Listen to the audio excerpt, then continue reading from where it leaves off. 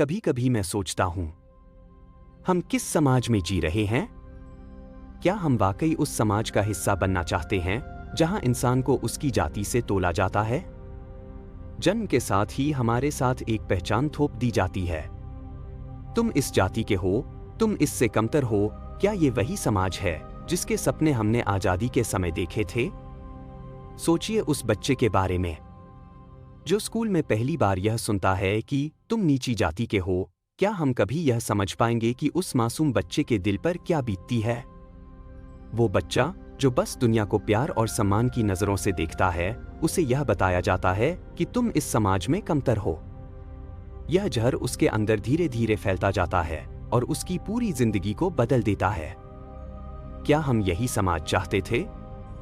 यही दुनिया बनाने का सपना था हमारा? जातिवाद यह सिर्फ एक शब्द नहीं है, यह एक मानसिकता है।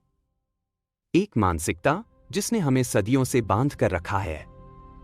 हमने खुद को ऐसे छोटे छोटे खांचों में बांट लिया है कि इंसान की पहचान उसकी जाति से होती है, उसके कर्मों से नहीं। हम भूल गए हैं कि सबका खून एक जैसा है, सबकी आंखों में आंसू भी एक जैसे होते हैं। फिर क्यों हम जाति के नाम पर इंसान को इंसान नहीं समझते?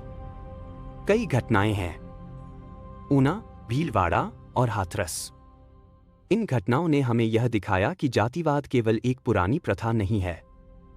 यह आज भी हमारे समाज में मौजूद है और हर दिन किसी की जिंदगी ले रहा है। क्या हम कभी उस हाथरस की लड़की का दर्द समझ पाएंगे?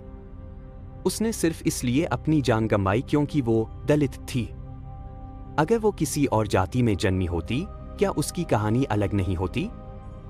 हम इसे कब तक सहेंगे? कब तक चुप रहेंगे? अब समय आ गया है कि हम इस जातिवाद के बंधन को तोड़ें। यह बदलाव केवल कानून से नहीं आएगा। हमें अपने दिलों से जातिवाद को मिटाना होगा। हमें अपने अंदर इंसानियत को जगाना होगा, एक दूसरे को केवल इंसान के रूप में देखना होगा।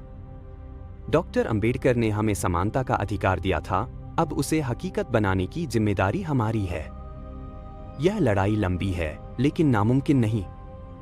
अगर हम सभी जातिवाद से ऊपर उठकर एक इंसान को इंसान की तरह देखना शुरू करें, तो वो दिन दूर नहीं जब हम एक सच्चे समतामूलक समाज की नींव रख सकेंगे।